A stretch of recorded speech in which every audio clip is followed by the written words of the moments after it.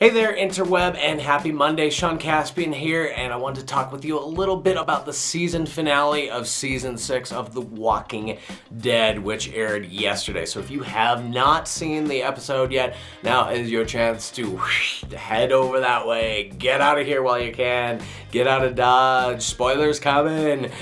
This is your fault in 3, 2, 1, 0. So yesterday I caught The Walking Dead season finale, and it was not as fun as some of the season finales that I've seen before. It wasn't as action-packed, but one thing that The Walking Dead has done particularly well this season is build the tension, and they did really well with that, although I don't think it needed to be a 90-minute episode. So the episode basically unfolds where Rick and the gang are trying to escort Maggie to safety on Hilltop to get some much-needed medical attention so that she can deal with whatever baby craziness that she's got going on. Meanwhile, Carol has left the group, and Morgan is tracking her down. Their whole interaction I thought was kind of interesting, but not really justified. I didn't really buy it too much. So you basically have Morgan tracking Carol down. They're going back and forth. She doesn't want to come home. He's trying to force her to come home.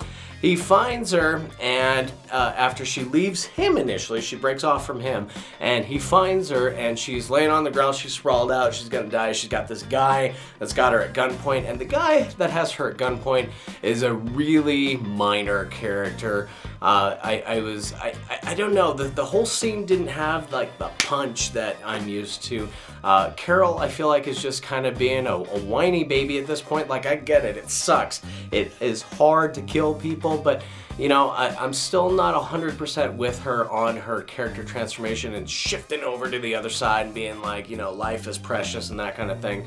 I do like that they put Morgan with her, but when Morgan finds her and holds the dude at gunpoint to try to save her, and her assailant will not drop it, then he just bam kills him out of nowhere. And I didn't quite buy it. I didn't quite buy it that Morgan would just turn like that. I feel like Morgan would have tried to shoot his hand, shoot his leg, or do something else, because he's been so adamant that life is precious up to this point that he will not kill anybody, including the wolf who invaded their territory and had killed other people, and then Morgan just flips over and just instantly kills this person. I don't quite buy that. And then the meatier part of the story, of course, is the whole build up to Negan, where they're dragging Maggie back and forth. They run into these roadblocks with these huge theatrics from the Savior group that's trying to keep them in check and basically boxing the group in their Winnebago. I gotta say, AMC, they really love their Winnebagos, by the way.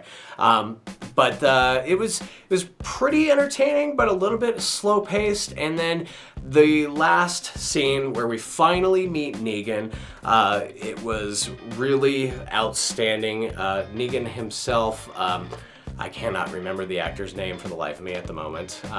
But Negan himself was superbly done. His presentation was absolutely spot on.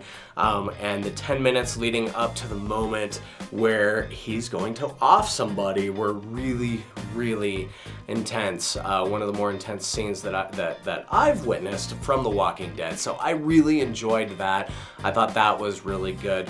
But at the very end, this is the whole thing the internet's kind of about right now. We got Schrodinger's Glenn all over again. Because, in theory, if you're up to speed on the comic books, Glenn is probably the one that's going to be offed at this point. That's what we think anyway. And they could take a turn, they could deviate like they do sometimes, but we think that it's going to be Glenn, but they still don't bother to reveal that. So they go to this first person perspective, which was filmed in a kind of creepy way, which kind of gave me the feels, but it was also kind of campy.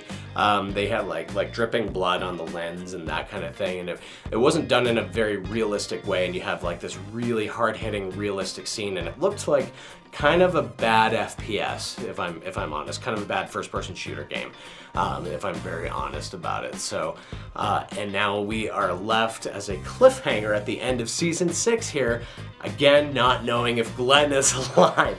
I thought that was kind of an interesting choice. Of course, they're trying to keep viewership. They're trying to get me to tune in next season, and I don't know if they've got a problem with that or something, because you know, Walking Dead is ever popular, right? But I feel like this round, as opposed to mid-season finale where we got Schrodinger's Glenn, I feel like it's a little bit of a cheap trick and it's a little bit overdone.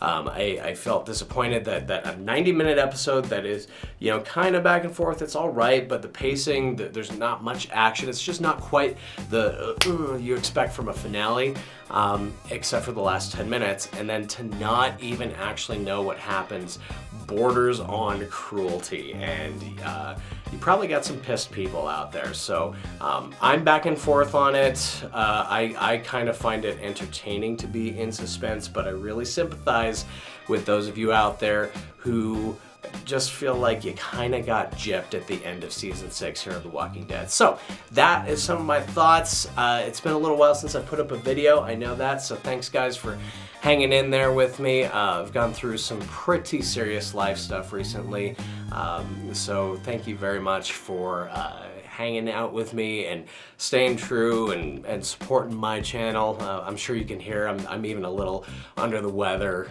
as I'm doing this video here. So thank you so much to my subscribers for sticking around with me. I really appreciate you, and I hope you enjoyed some of my thoughts on the season 6 of The Walking Dead season finale.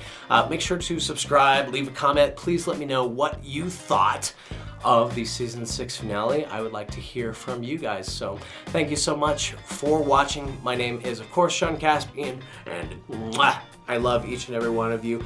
I will talk to you very soon.